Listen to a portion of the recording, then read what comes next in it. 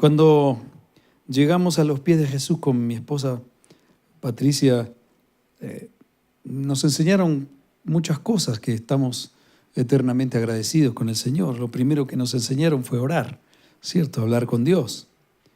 Después nos enseñaron a leer los evangelios y desde el primer día, de hace casi 30 años, durante muchísimo tiempo, ahora uno lee un poco más, pero leíamos 5 salmos, un proverbio, un capítulo de proverbios y un capítulo de la epístola de Juan. Así empezamos todos los días.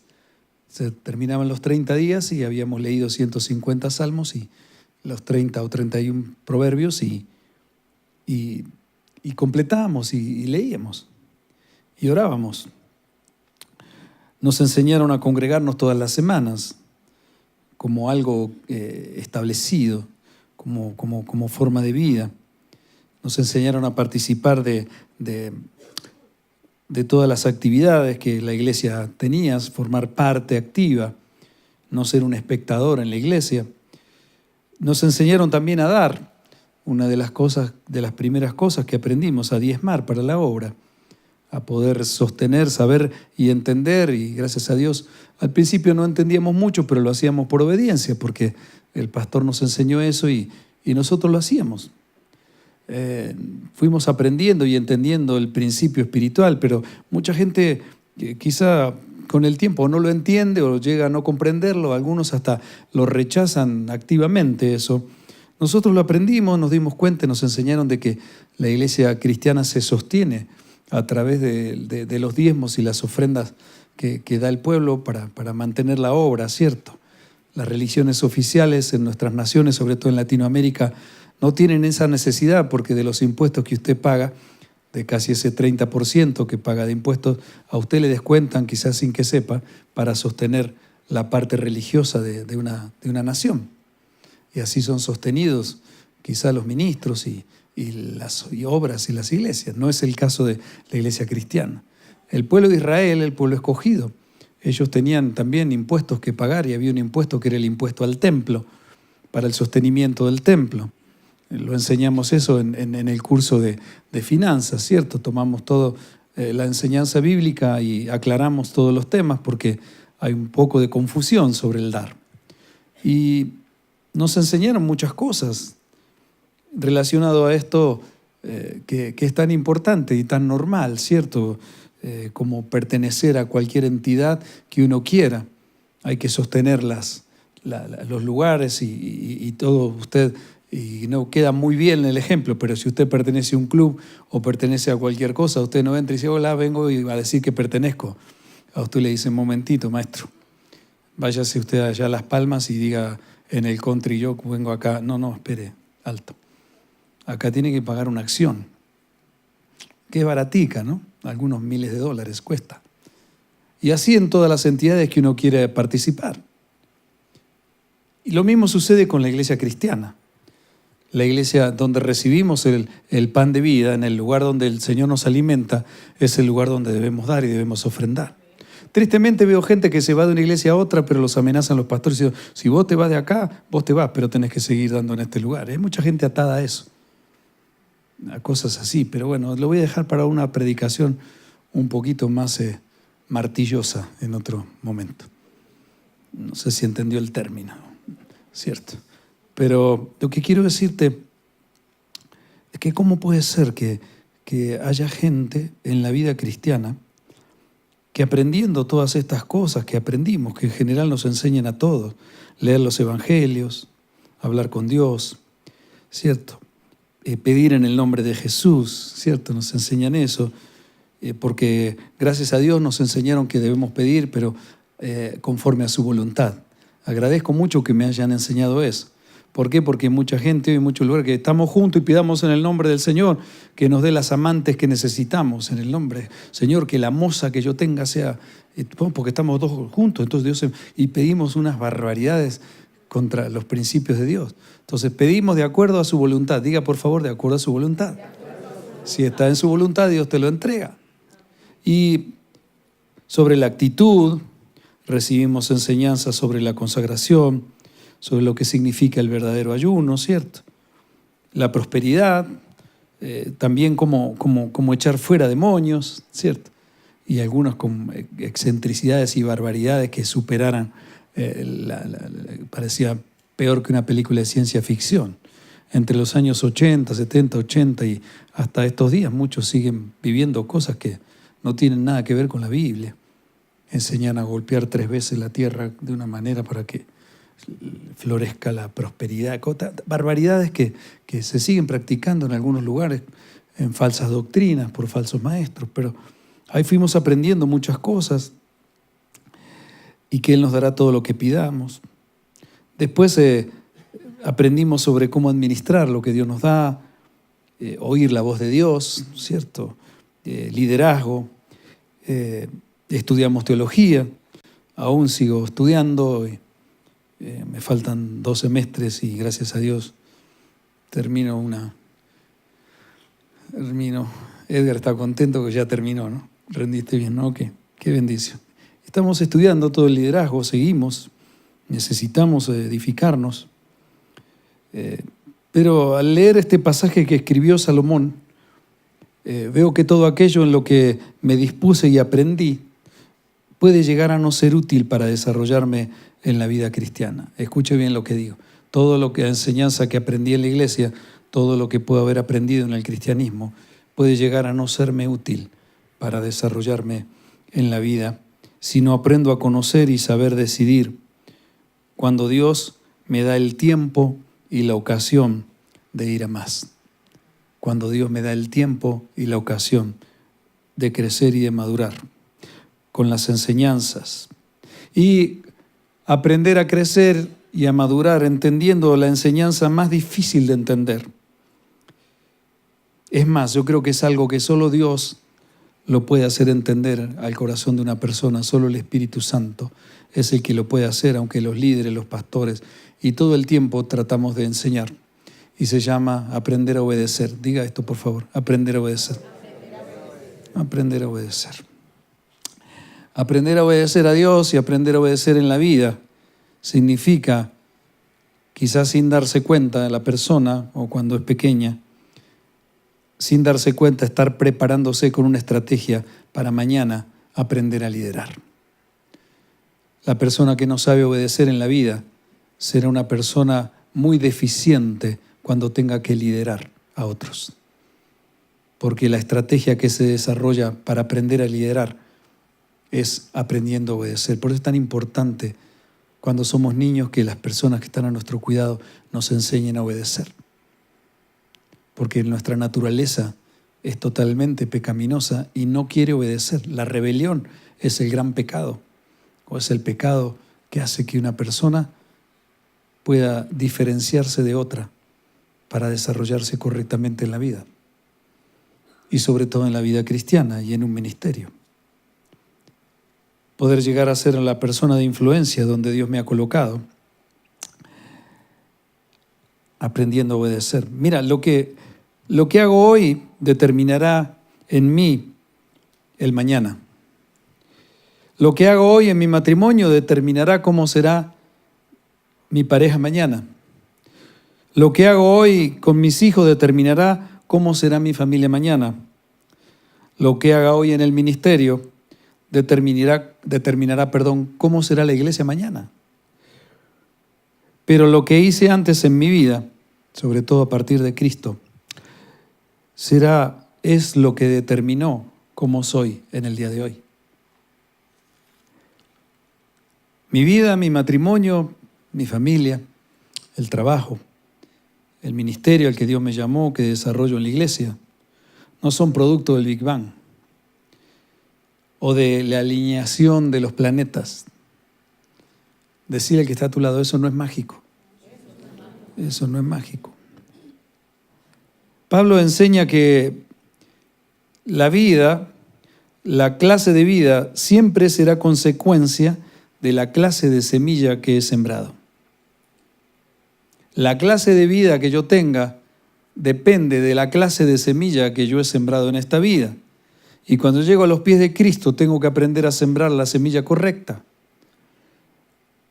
Pablo le enseñó a los Gálatas en el capítulo 6 de su epístola, el versículo 8, dice, porque el que siembra para su carne, de la carne segará corrupción, mas el que siembra para el Espíritu, del Espíritu segará vida eterna. Leemos mucho ese pasaje, muchos hijos de Dios lo leemos.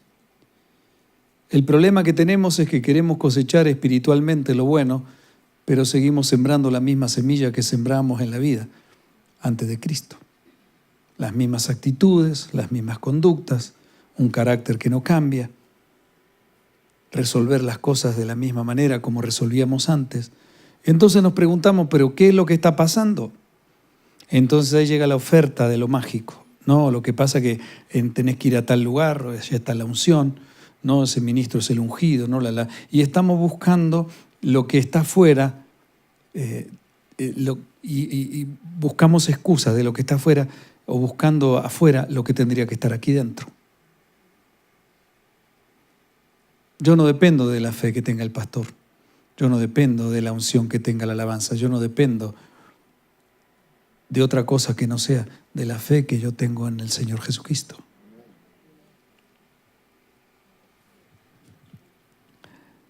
El ministerio no depende de la oración de algún ministro ungido, algún evento o congreso masivo para que la iglesia crezca. Eso puede ayudar, pero si no estoy preparado para el tiempo y la ocasión, yo quiero decirte que todo será reducido a una quizá trascendental experiencia que pasó.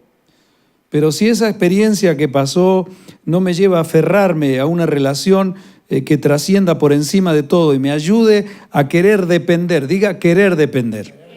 Porque una cosa es querer depender de Cristo, pero otra cosa es tener que depender. Es muy diferente cuando uno quiere depender. Cuando uno quiere depender de Cristo, quiere depender de lo que el Señor enseña, quiere depender de la persona con la cual me relaciono, que voy a compartir mi vida. Depender tiene que ver con querer depender, más que con tener que depender. Porque de alguna u otra manera quiero decirte que si tú quieres caminar con Cristo, el Señor va a buscar la manera de que tú aprendas a depender. Por eso hay tanta gente que la vida cristiana cantan la vida me engañó, ¿cierto? Porque en realidad no pueden disfrutar de la vida cristiana porque sigue sembrando la misma semilla egoísta, egocéntrica en cada una de las circunstancias, y cuando Dios le da el tiempo y la ocasión para poder crecer espiritualmente, como siembran para la carne, siguen cosechando y viviendo las obras de la carne, viviendo en disensiones, en celos, en contienda, en maledicencia, en tentaciones sexuales que no son correctas, en circunstancias constantes de una constante guerra dentro, en rebelión contra todo lo que sucede. Y eso forma una crisis de identidad en la vida del cristiano. Porque lee una cosa, porque le dicen que va a pasar otra desde el púlpito, porque le afirman de que es una vida victoriosa, pero en realidad cuando se miran a sí mismos o tratan de en algún momento, si tienen la gracia de poder mirarse y de ver cuál es su realidad, no se dan cuenta de que las cosas no son como dicen o como quiero tratar de hacer ver. Todo se puede llegar a reducir a una simple, aunque trascendental experiencia, pero no pasar de ahí. Porque aprender a depender de Dios, a ir cada día más con el Señor, es lo que sucede cuando entiendo la vida cristiana en el Espíritu. Porque de eso se trata, de saber que Dios siempre a todos nos va a colocar un tiempo y una ocasión para ir de menos a más y de más a más. Como dice el proverbio, dijo el sabio en Proverbios 4:18, versículo muy conocido, mas la senda de los justos es como la luz de la aurora, que va en aumento hasta que el día es perfecto. El que entiende eso espiritualmente ha entendido de que estando cada día más cerca de la luz de Cristo, caminando con Él, mi vida alumbrará y reflejará más el fruto del Espíritu y su amor.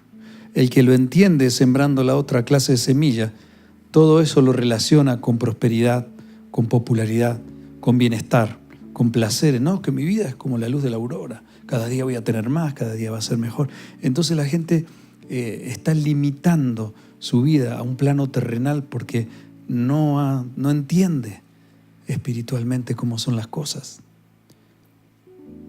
El problema es aprender a discernir que brillar más significa depender más de Cristo, porque el carnal solo piensa, como dije recién, en prosperidad, en aceptación, en popularidad, en tener menos problemas, en que me molesten menos, en que me quieran mucho, aunque yo quiera poco, aunque me comprendan, aunque yo no comprendo, aunque me tengan paciencia a pesar de que soy un impaciente, a que no me traten con soberbia cuando yo tengo una actitud soberbia, a que me respeten, porque merezco que me respeten, y salgo a la calle reclamando respeto irrespetuosamente. Decirle que está a tu lado, no pidas respeto irrespetuosamente. Pero también podemos dejar pasar el tiempo y la ocasión hasta que llegue otra ocasión, y así se nos puede pasar la vida.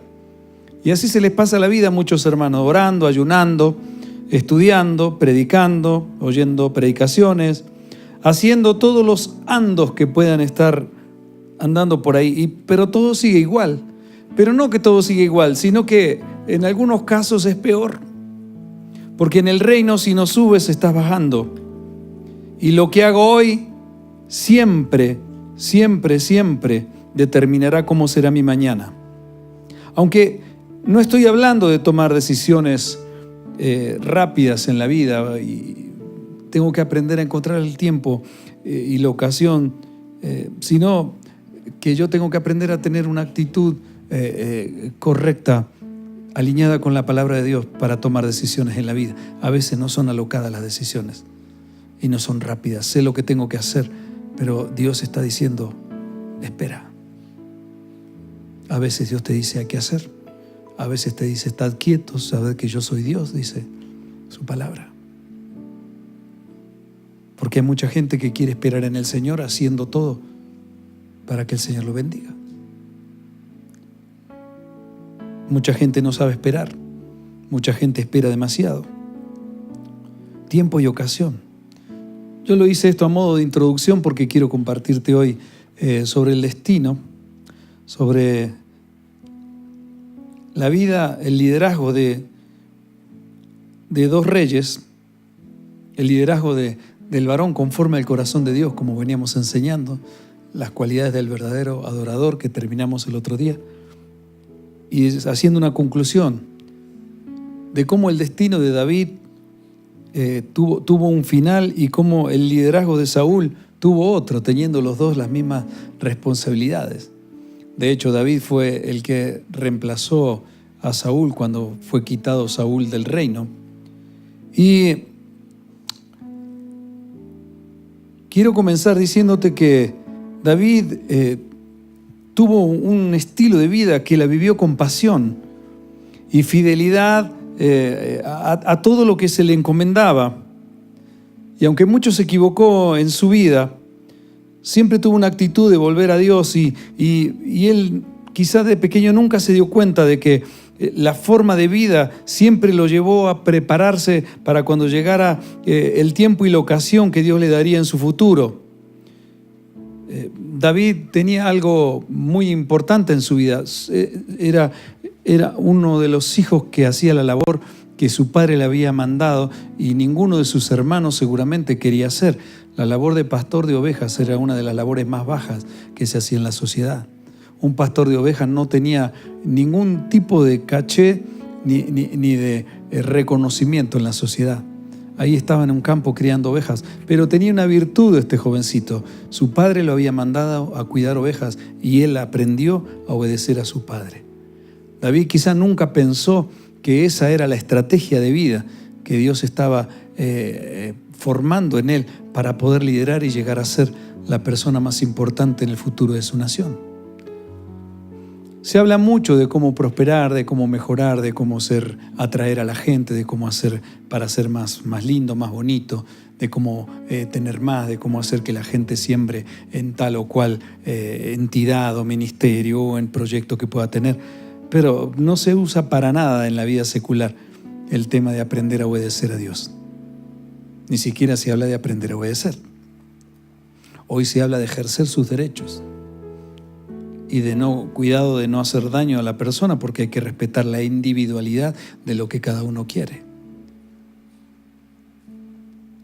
Entonces, podemos llegar a que David siempre tuvo una estrategia.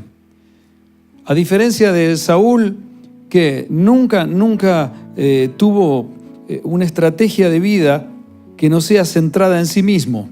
Diga, por favor, centrada en sí mismo. Nunca pudo ver más allá de sí mismo, tampoco pudo verlo por los demás, porque la persona que mira la vida por sí mismo nunca se puede poner en lugar de los demás. ¿Qué es lo que sucede? Había límites en el carácter de Saúl. Había límites sobre su carácter y el problema de Saúl es que nunca se atrevió a derribar esos límites que había. La actitud egoísta siempre lo llevó a tomar decisiones incorrectas, donde todo siempre se truncó por los topes que había en él. Había topes egoístas que siempre el resultado en su vida fue fracaso. Siempre había topes, topes. Esta enseñanza, este estudio, lo aprendimos hace muchos años. ¿Qué es un tope en la vida? ¿Qué puede llegar a ser un tope? Es algo que cualquier área de mi vida puede manifestar, y al ser expuesta ante alguna adversidad, no me atrevo a enfrentarla, no me atrevo a derribarla, a quitarla, para seguir creciendo en el conocimiento y en la relación que ahora tengo con el Señor. Me contaron una historia hace muchos años de un señor que era domador de pulgas. Tiene una habilidad tremenda. Domaba pulgas. Y el hombre dijo, bueno, voy a hacer un experimento con una pulga.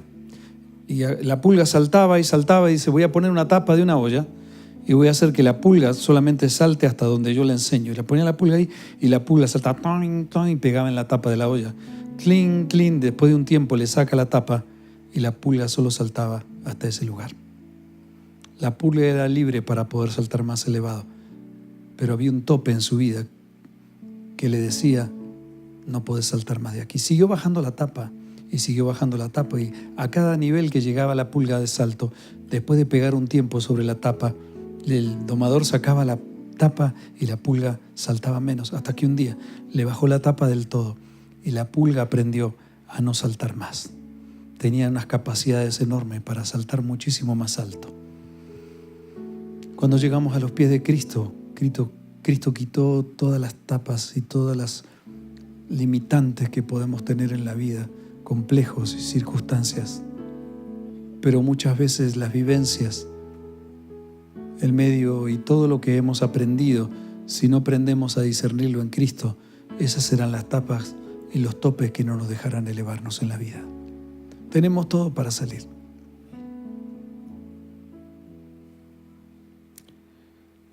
Y quiero compartir con usted cuáles eran esos topes que limitaron a Saúl para desarrollar un liderazgo eficaz en su vida. Y cuál era el tope más fuerte que había en la vida de este rey. Se llama el temor. Diga por favor aquellos que anotan, número 1, el temor. El temor. Primera de Samuel, capítulo 10, versículos 21 y 22. La historia cuenta que el pueblo de Israel pidió un rey, querían tener reyes, un rey como las demás naciones, entonces un rey imponente, un rey que tuviera prestancia, que registrara bien en las cámaras, que se vistiera de una forma imponente, con una presencia, ¿cierto? Tremenda. Entonces el pueblo de Israel pidió rey y Dios le habla al profeta y levantó como rey a un joven llamado Saúl, de una tribu muy humilde, de las más pequeñas de las tribus de Israel. Y dice, lo escogió como rey y lo van a coronar.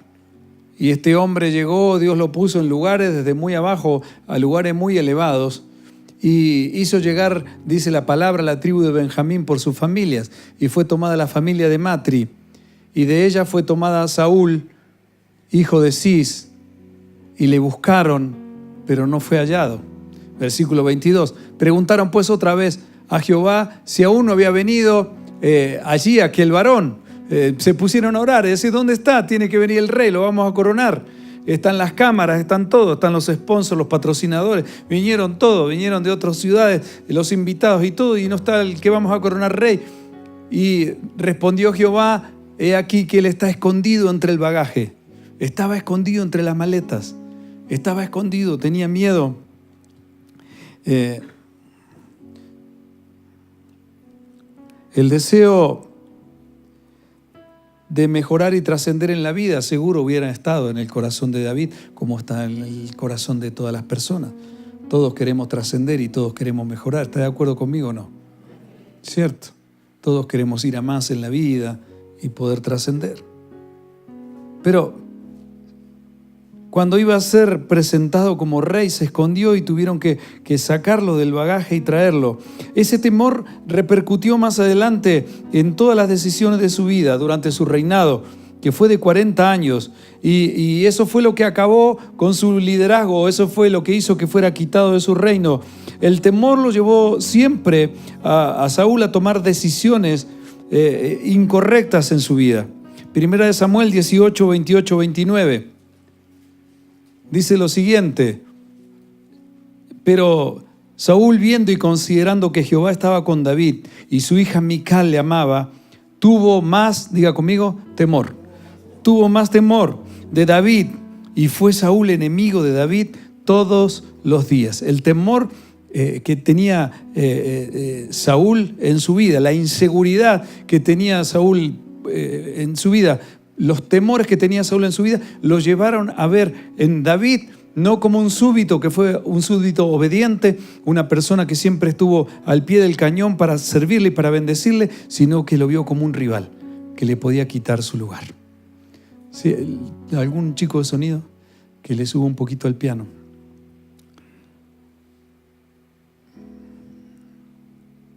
Primera de Samuel 15, 23, 24. Por cuanto tú desechaste la palabra de Jehová, le dijo el profeta, él también te ha desechado para que no seas rey. Entonces Saúl dijo a Samuel, yo he pecado, pues he quebrantado el mandamiento de Jehová y tus palabras, porque temí al pueblo y consentí la voz de ellos. Temí al pueblo, temor, inseguridad. Y le interesaba más entonces qué pensaba la gente de él que qué pensaba Dios de él. Yo quiero decirle a los pastores, a los ministros, a los líderes, que si tú no estás dispuesto a vivir una vida que agrade más a Dios que a las personas, tú estás en serios problemas. Necesitamos entender de que debo temer más a Dios que a las personas o las circunstancias. Temía la voz de ellos. Primera de Juan capítulo 4, versículo 18. En el amor no hay temor, sino que el perfecto amor echa fuera el temor, porque el temor lleva en sí castigo, de donde el que teme no ha sido perfeccionado en el amor. El que teme no ha sido perfeccionado en el amor. Por eso es necesario estar en Cristo, porque solo el amor de Dios nos da el poder para vencer. ¿Cuántos pueden decir amén? El segundo tope que había en la vida de Saúl, el segundo impedimento, la impaciencia. Diga esto por favor, la impaciencia. Primera de Samuel 13, del 8 al 10. Y esperó 7 días, pero Samuel no venía a Gilgal y el pueblo se le desertaba. Entonces Saúl dijo, traedme holocausto y ofrenda de paz, y ofreció el holocausto. Mira, eso era algo que solo podía hacer el profeta. Y el profeta le dijo, vas a ir y vas a tener que enfrentar al enemigo, pero tienes que esperar que yo llegue.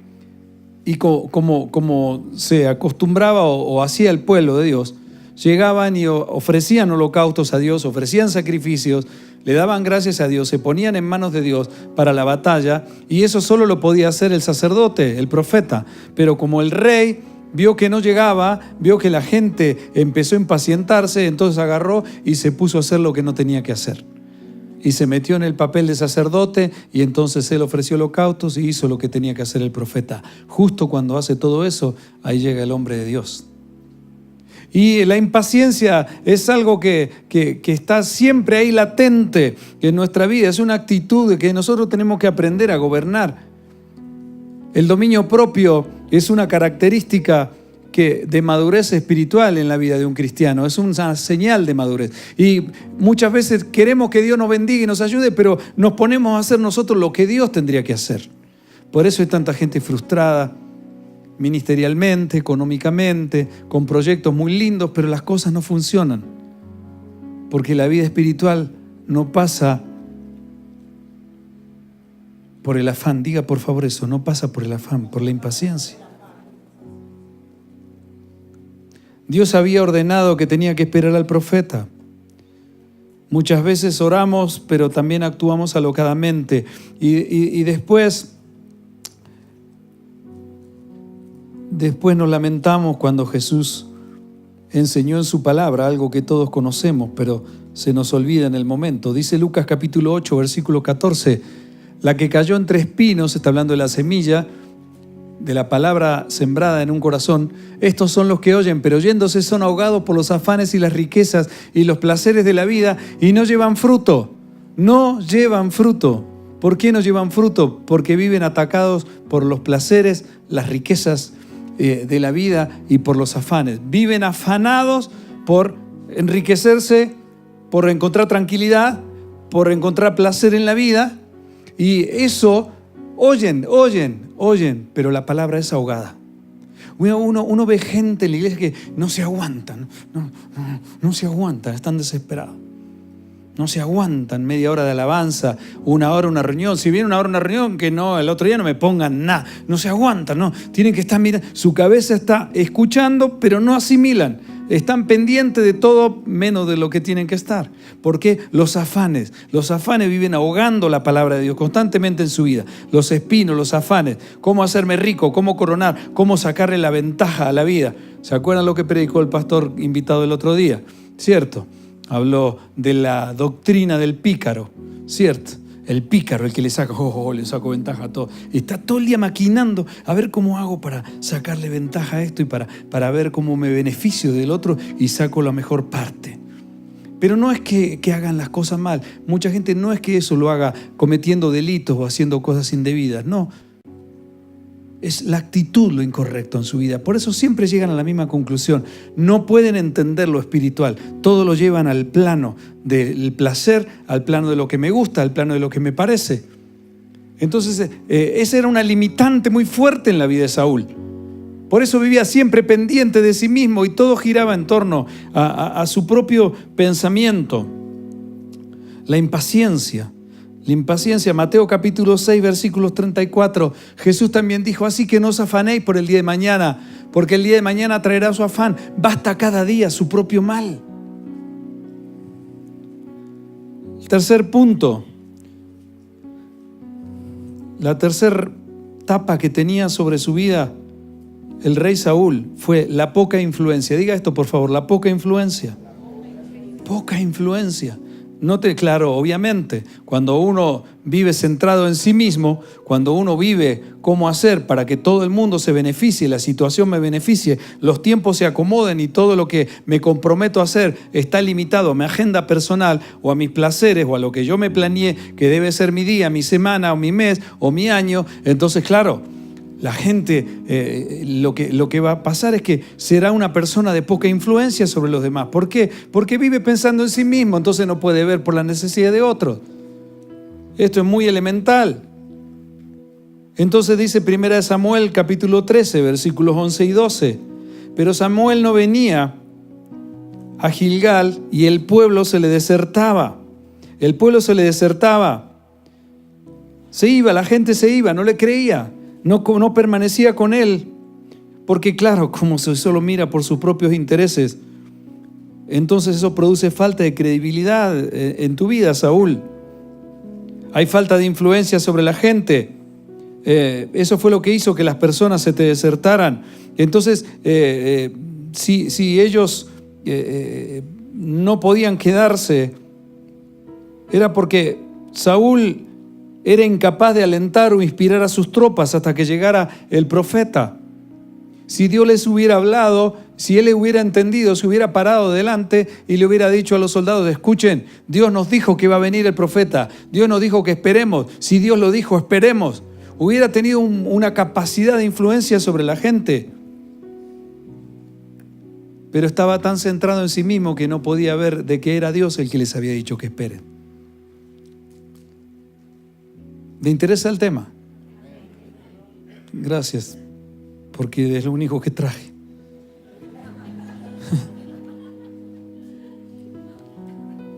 No supo animarlas a esperar a las personas.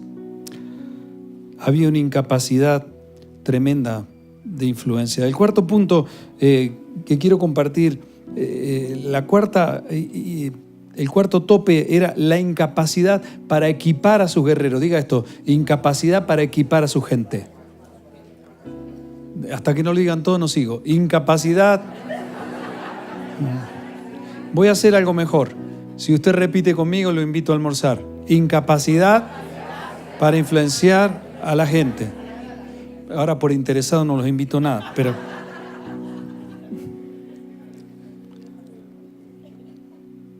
Primera de Samuel 13:22. Así aconteció que en el día de la batalla no se halló espada ni lanza en mano de ninguno del pueblo que estaba con Saúl y con Jonatán. El ejército no tenía arma para la guerra, porque los filisteos habían quitado a Israel todos los herreros, y al tener que enfrentarlos el pueblo de Israel, no tenían armas. Así aconteció que en el día de la batalla no se halló espada ni lanza en mano de ninguno del pueblo que estaba con Saúl y con Jonatán, excepto Saúl y Jonatán, su hijo, que tenían las armas. Solo había 2 espadas. Y cuando yo no tengo la capacidad de darle los elementos a las personas para que puedan batallar en su vida, en este caso era una guerra y necesitaban espadas para destruir al enemigo. Pero en la vida cristiana, si yo no tengo la capacidad de equipar a las personas que me siguen, de influenciarlas de tal manera para que aprendan a utilizar la espada de la palabra en su vida, entonces voy a estar en serios problemas. Porque voy a limitar, mi empresa se va a limitar solamente a cuando yo esté. El ministerio se va a limitar solamente a cuando yo esté. La iglesia se va a limitar solamente a que haya un predicador cuando yo esté, porque si no estoy yo no va a haber otro predicador. ¿Por qué? Porque todo el tiempo que tuve, nunca tuve una estrategia para edificar a otros, para dejar un legado, para levantar a otros. Entonces cuando yo no esté más, se acabó todo. Así funciona una persona egoísta y egocéntrica en la vida. Si Dios nos llamó y si Dios nos puso para servir, nosotros nos tenemos que ocupar de hacer influencia y equipar a las personas con la espada de la palabra, equipar a nuestros hijos, darle las armas correctas para que puedan defenderse en la vida. Muchas veces le hablamos de las armas, pero nuestras actitudes no están demostrando que las estamos usando. No nos congregamos, no usamos la palabra de Dios cuando hay que usarla, porque quiero decirte una cosa, la espada hay que usarla en la guerra, las armas se usan para la guerra. ¿Cuántos dicen amén? Las armas se usan para la guerra, se puede hablar muy bonito, se puede ir a la iglesia, se puede predicar muy bonito, pero con mis actitudes puedo estar dejándole a mis hijos un legado y desarmándolos porque no le estoy dando no los estoy capacitando para enfrentar a la vida correctamente. Y si yo no sé usar el arma en la guerra, lo que voy a hacer es mostrarle, mira el arma que tengo, mira qué bien que hago esto, mira qué bien que hago aquello. Me la voy a pasar hablando de mí, mira lo que tengo, mira lo que logré, mira lo que hago. Pero nunca le voy a decir a otro, mira lo que puedes hacer para desarrollarte correctamente en la vida. Saúl tenía esa incapacidad. Los filisteos se habían encargado anteriormente de quitarle todos los herreros, que eran los que afilaban las armas, los que fabricaban armas. Y cuando fueron a pelear, no habían armas. La gente no sabía cómo enfrentar la guerra. Fuerte, ¿no?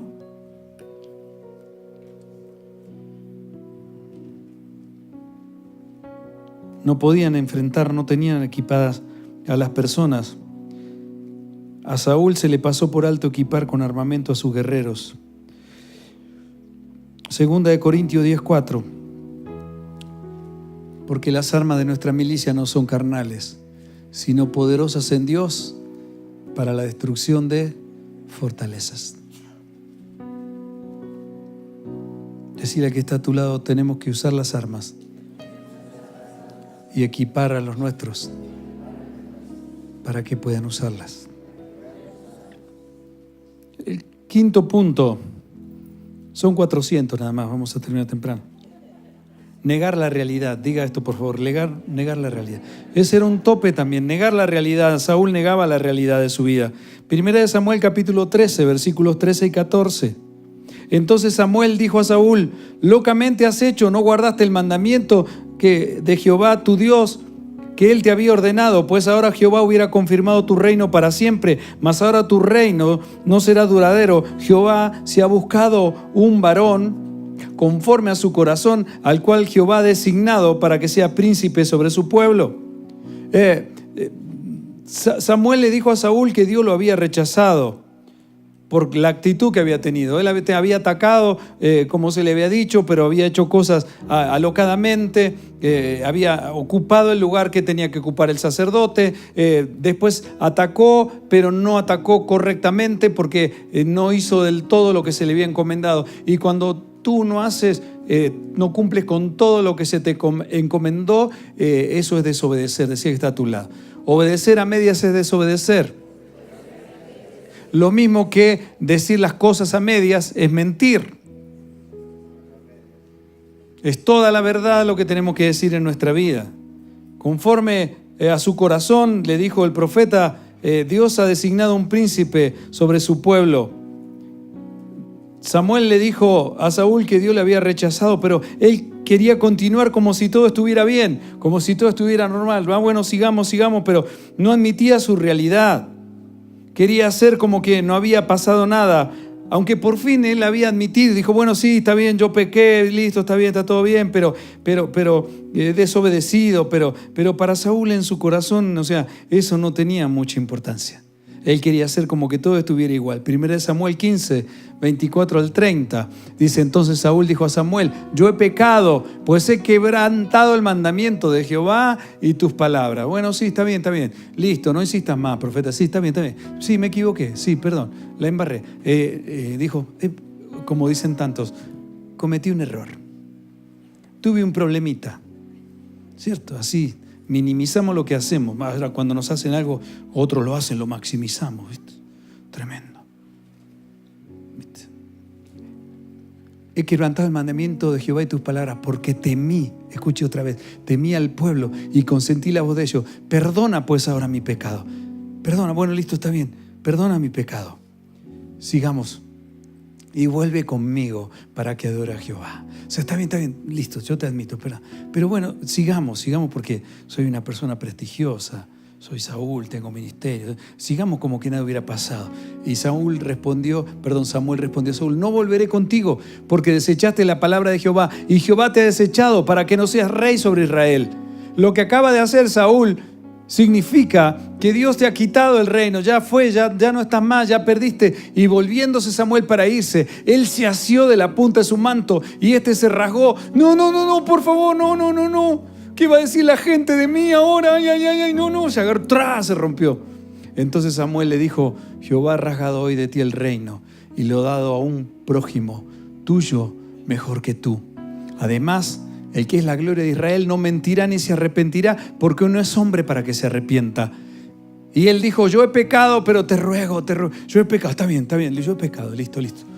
Pero te ruego que me honres delante de los ancianos, por favor, de los ancianos de mi pueblo y delante de Israel, y vuelvas conmigo para que adore a Jehová. Ya no era mi Dios, ahora es tu Dios. Por favor, que nadie se dé cuenta, sigamos como si nada.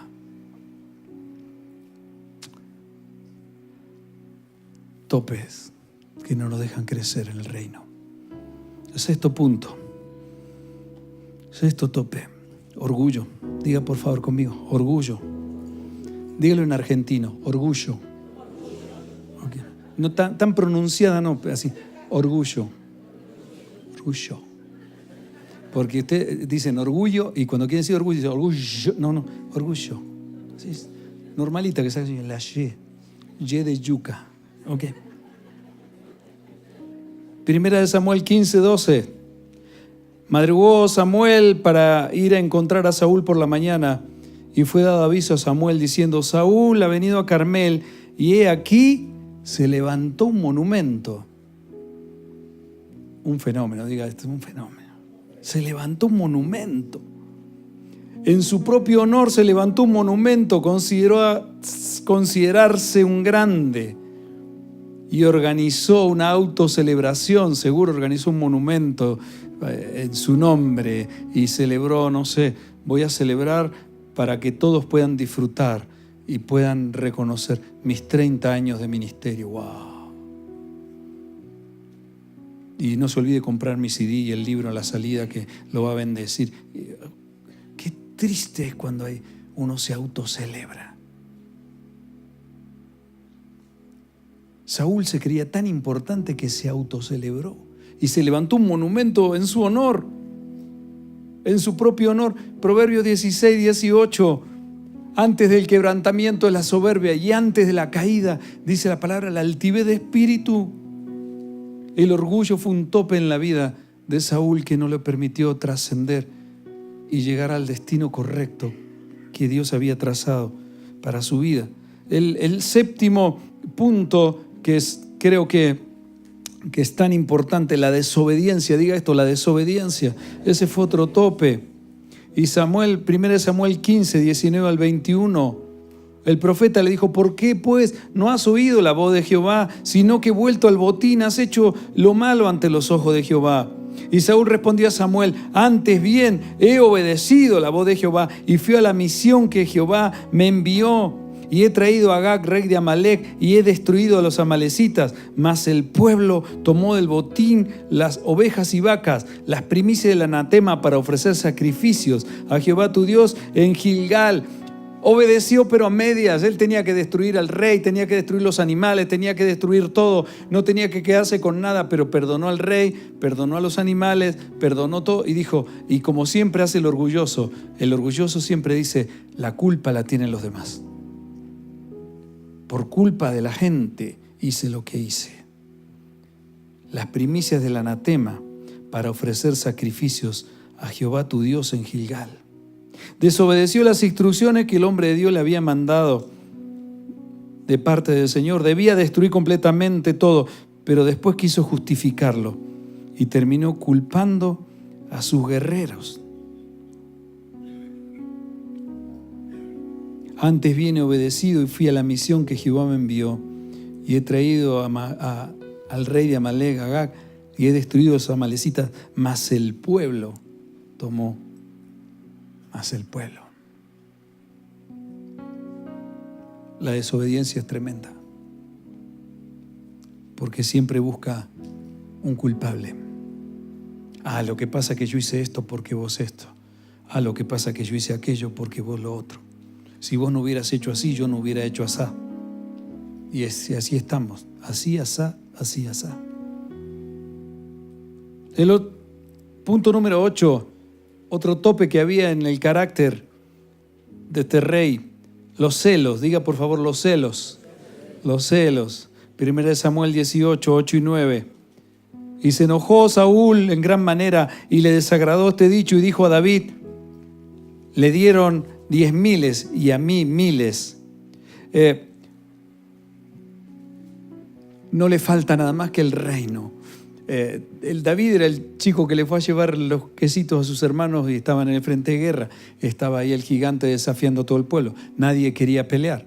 David se ofreció, dijo, yo voy a ir y yo lo voy a derribar. David derribó al gigante.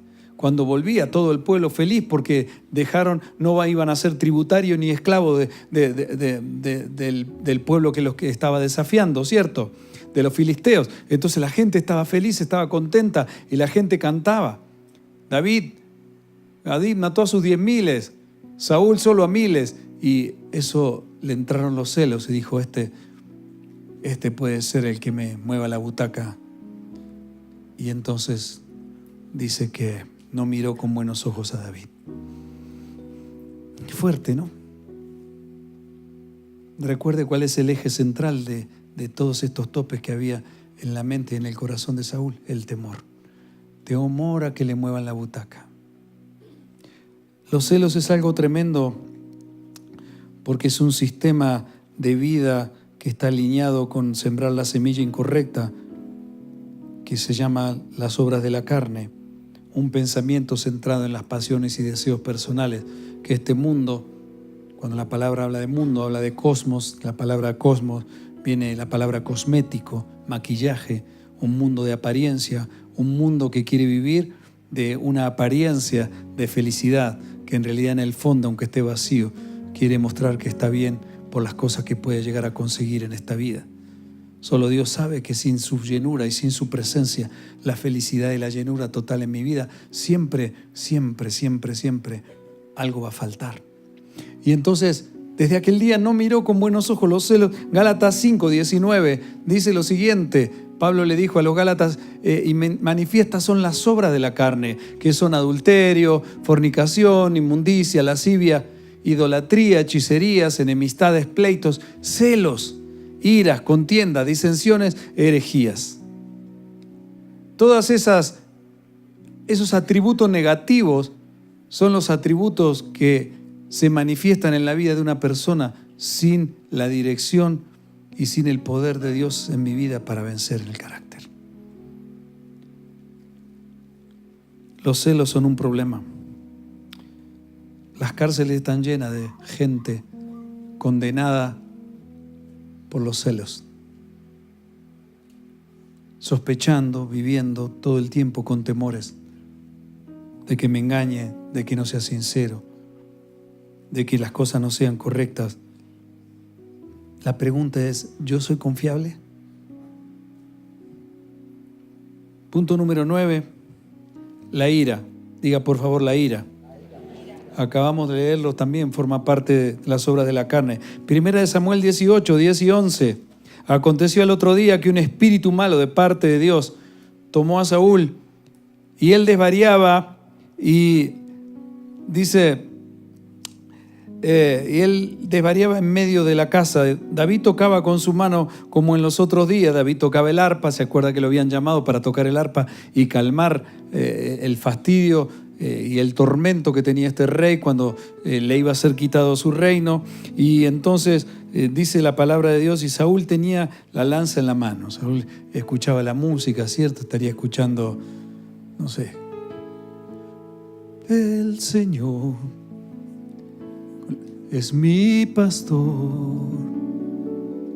nada me faltará. Y se escuchaba toc, toc, toc. El rey escuchando, el Señor, y de repente le pasa una lanza en la pared.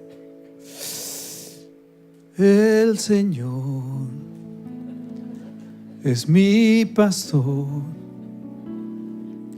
nada me faltará. Ay, Señor. La ira. Dijo, voy a clavar a David en la pared. Proverbios 19, 19. El de grande ira llevará la pena, y si usa de violencia, añadirá nuevos males. ¿Vio las mujeres que hacen tantas marchas en todo el mundo? Hombres que las prenden fuego a las mujeres, que las matan, las descuartizan, las lastiman. El enojo da lugar a la ira da lugar a la violencia da lugar a la muerte y se llega al crimen. Ese es el denominador común que hoy hay en gran parte de la sociedad, por no tomar en cuenta lo que Dios estableció, que se llama el matrimonio y la familia, a la manera de Dios. La ira. El punto número 10, y ya termino con esto, con la vida de Saúl. El engaño. Diga por favor el engaño. El engaño fue otro tope en la vida que usaba como sistema de pensamiento para poder sacar ventaja y mirar cómo poder coronar algo que quería que sucediera en su vida.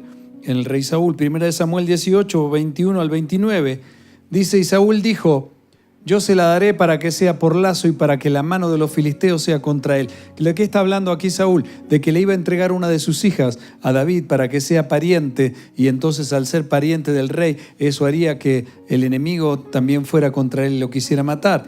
Y dijo pues Saúl a David por segunda vez, tú serás mi yerno hoy. Y David le contestó Saúl a sus siervos, hablad en secreto a David diciéndole, he aquí el rey te ama y todos sus siervos te quieren bien, sé pues yerno del rey, el rey quiere hacerte de tu familia. Y el rey le mandó así, mira, yo quiero que sea de mi familia, pero había un engaño encubierto. Diga por favor, engaño encubierto. Engaño. Dios sabe todas las cosas. Dios sabía, y Dios sabía muy bien lo que pasaba. Los criados de Saúl hablaron estas palabras a oídos de David. Y David dijo, ¿os parece a vosotros que es poco ser yerno del rey? Siendo yo un hombre pobre y de ninguna estima. Yo no tuve recursos en la vida, yo no tuve forma, yo era de la clase más baja de los obreros que había en la sociedad, soy pastor de ovejas, yo no puedo ser nunca. ¿Cómo voy a ser el yerno del presidente de la superpotencia del mundo? Y los criados de Saúl le dieron la respuesta diciendo, tales palabras ha dicho David, Saúl. Y Saúl dijo, decid así a David, el rey no desea dote, sino siempre puso de filisteos. Siempre pucios, él tenía que cortarle de los genitales de los hombres, tenían que cortar siempre pucios, y dice, para que sea tomada venganza de los enemigos del rey. Pero Saúl pensaba hacer caer a David en manos de los filisteos. Dice, no, cuando vaya y quiere hacer eso, a lo matan seguro y ya coroné, me lo saqué de encima. Pero cuando sus siervos declararon a David estas palabras, pareció bien la cosa a los ojos de David para ser yerno del rey. Y antes que el plazo se cumpliese, cuando se levantó David y se fue con su gente y mató a 200 hombres de los filisteos. No consiguió 100, consiguió 200. Y no en el término que le había puesto el rey, sino que lo hizo antes. Era tan eficiente, era tan fiel, se sentía tan privilegiado en su inocencia, que Dios le permitió superar la marca. Y dice, a fin de hacerse yerno el rey. Y Saúl le dio su hija Mical por mujer. Versículo 28, pero Saúl, viendo y considerando que Jehová estaba con David y que su hija Mical lo amaba, tuvo más temor de David, y fue Saúl enemigo de David todos los días. 17 años, dice la historia, que persiguió el rey Saúl a David sin motivo, solo por no permitir en su vida quitar esos topes en su carácter que lo llevó siempre a ver la vida de una forma distorsionada. Saúl nunca permitió, se animó a quitar de su vida esos obstáculos en su carácter. Todo eso lo llevó a un liderazgo ineficiente, ineficaz y limitado, que terminó no solo con su reinado, sino con su vida, ya que en una situación extrema, en la misma derrota, en una batalla, opta por quitarse la vida porque tuvo gran temor de sus enemigos, dice la palabra, y toma su espada y se echó sobre ella. 1 Samuel 31, 3 y 4. Dice, y arreció la batalla contra Saúl y le alcanzaron los flecheros y tuvo gran temor de ellos. Dice, entonces dijo Saúl a su escudero, saca tu espada, traspásame con ella, para que no vengan estos incircuncisos y me traspasen y me escarnezcan. Mas su escudero no quería porque tenía gran temor, el legado que le dejaba a la gente con la que convivía. El escudero tenía gran temor. Y dice la palabra, entonces tomó Saúl su propia espada y se echó sobre ella. Y eso es todo lo que deja como legado a su escudero. Versículo 5. Y viendo su escudero a Saúl muerto, él también se echó sobre su espada y murió con él. La diferencia con David fue que David se dedicó toda su vida a levantar y enfrentar esas debilidades, y eso lo llevó a ejercer un liderazgo eficaz al convertirse en rey. Las decisiones que tomó durante su adolescencia lo prepararon para enfrentar la adversidad en su madurez. Cuando todos temían al gigante, David ya había levantado el tope del temor en su vida. 1 Samuel 17, 34 al 37. David respondió a Saúl, tu siervo era pastor de ovejas de su padre, y cuando venía un león o un oso, tomaba algún cordero de la manada, yo salía tras él y lo hería y lo libraba de su boca, y si se levantaba contra mí, yo le echaba mano de la quijada y lo hería y lo mataba.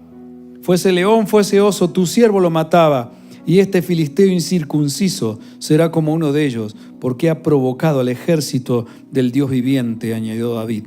Jehová me ha librado de las garras del león y de las garras del oso. Él también me librará de las garras de la mano de este filisteo. ¿Dónde estaba el secreto en David? David supo de pequeño que Dios había hablado a su vida y él tenía que obedecer a su padre. Su padre le dijo: vas a cuidar las ovejas con tu vida, y eso fue lo que llevó a matar al oso, a matar al león. Y sin darse cuenta tuvo una estrategia de vida. Cuando llegó el gigante, para David no era ningún problema. ¿Dónde estaba el secreto? Es que la fuerza que venía a David para luchar contra un oso o un gigante o un león sería la misma que vendría contra el gigante. ¿Por qué? Porque él sabía que su fuerza no provenía de él. Su fuerza provenía de la obediencia y de la unción y de la gracia que Dios había colocado en su vida.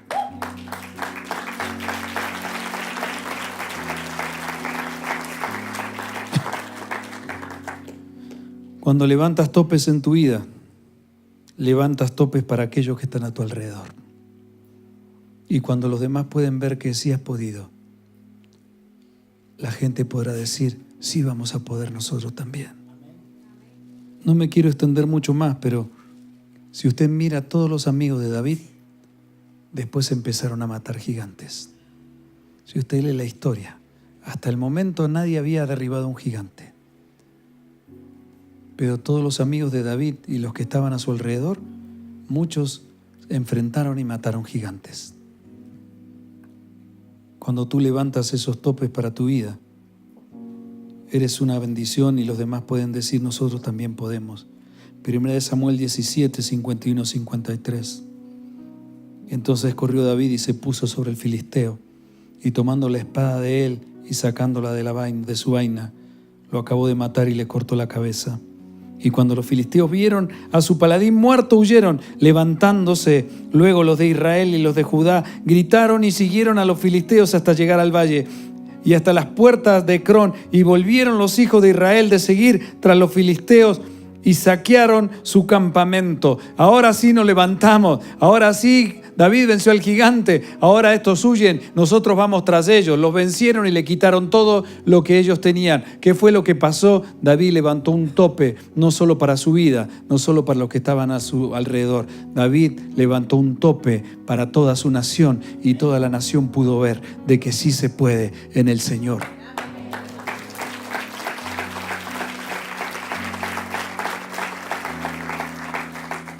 Primera de Samuel 18:5. Y salía David donde quiera que Saúl lo enviaba, y se portaba prudentemente, y lo puso sobre gente de guerra, y era acepto a los ojos de todo el pueblo y a los ojos de los siervos de Saúl.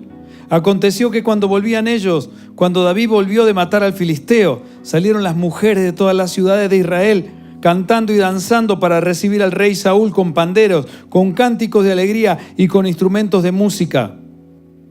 David terminó elevando la fe de toda la nación. Ahora podían creer que lograrían cualquier cosa, porque la tapa del temor había sido quitada del pueblo. La alegría y la celebración ahora pasaron a ser algo espontáneo, genuino y natural, porque alguien tuvo la osadía de enfrentar los topes de su peor enemigo, que son los topes contra uno mismo, los topes de su vida. Una clave importante quiero dejarte. David levantó topes en su vida antes de tener una posición. David no esperó a convertirse en un rey para madurar y practicar el liderazgo. Él comenzó cuando su padre le confió una responsabilidad: cuidar sus ovejas. Y en ese lugar intrascendente, poco popular y donde nadie lo veía, fue fiel con lo que Dios le había encomendado y centraba toda su atención en ser excelente donde Dios lo había colocado.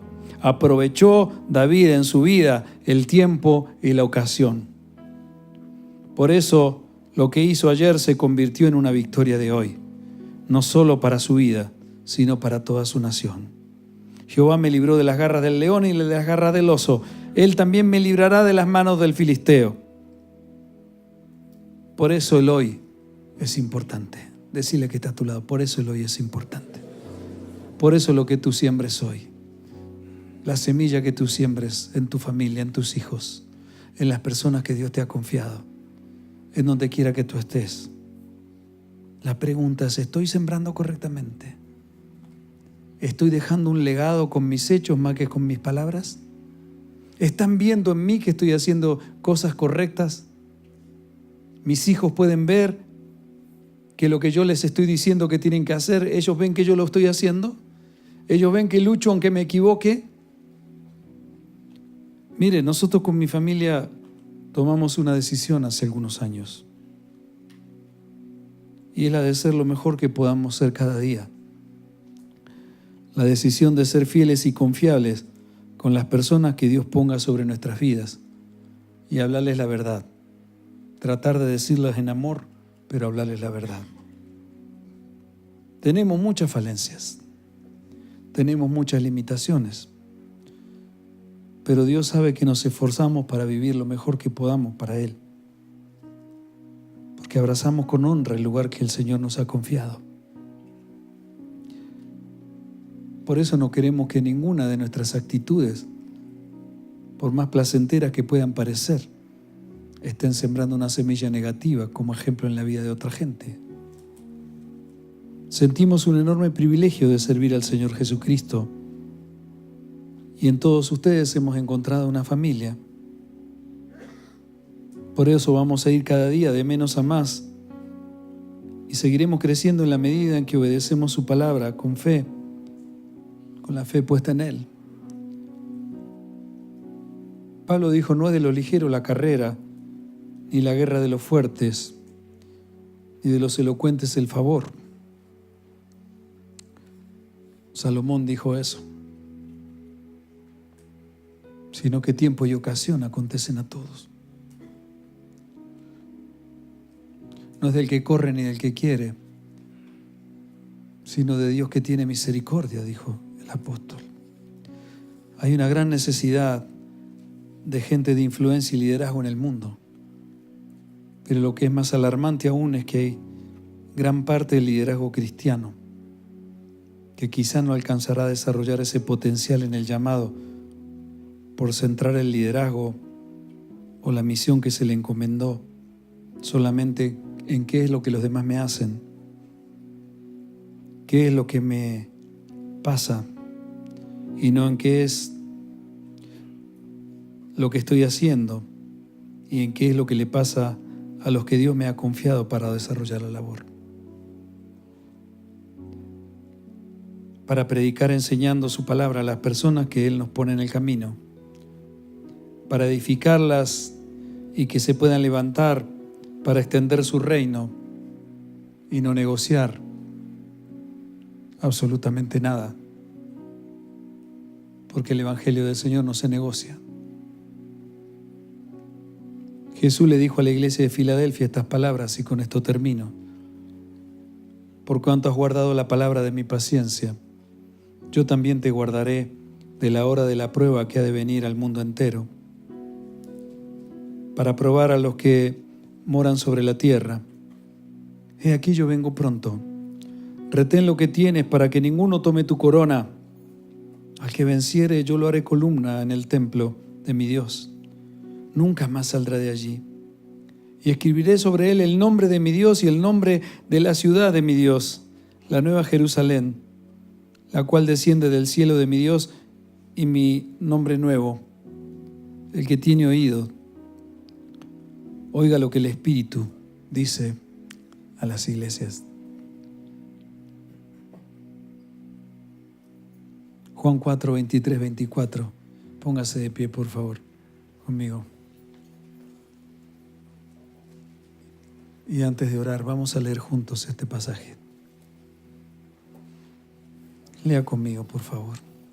Mas la hora viene, y ahora es, cuando los verdaderos adoradores adorarán al Padre en espíritu y en verdad, porque también el Padre tales adoradores busca que le adoren. Dios es espíritu, y los que le adoran en espíritu y en verdad es necesario que le adoren. Amado Padre Celestial, queremos darte gracias en esta tarde. Queremos honrarte y decirte: Señor, ayúdanos, por favor. Ayúdanos a quitar esos topes del pasado, Señor, de nuestra vida anterior que tú quitaste en la cruz del Calvario, que nos libraste de adversidades, de temores, de complejos y de circunstancias en la vida, que fueron quitadas, pero que muchos de nosotros siguen en el pensamiento, en las actitudes y en nuestras conductas como un estilo de vida, pero ya no están, porque la realidad dice, no lo digo porque tenga escasez, sino que he aprendido a contentarme cualquiera que sea mi situación. Sé vivir humildemente y sé tener abundancia. En todo y por todo he sido enseñado, así para estar saciado como para padecer necesidad, así para vivir en abundancia como para padecer hambre. Todo lo puedo en Cristo que me fortalece. Gracias por lo que hiciste en la cruz, Señor.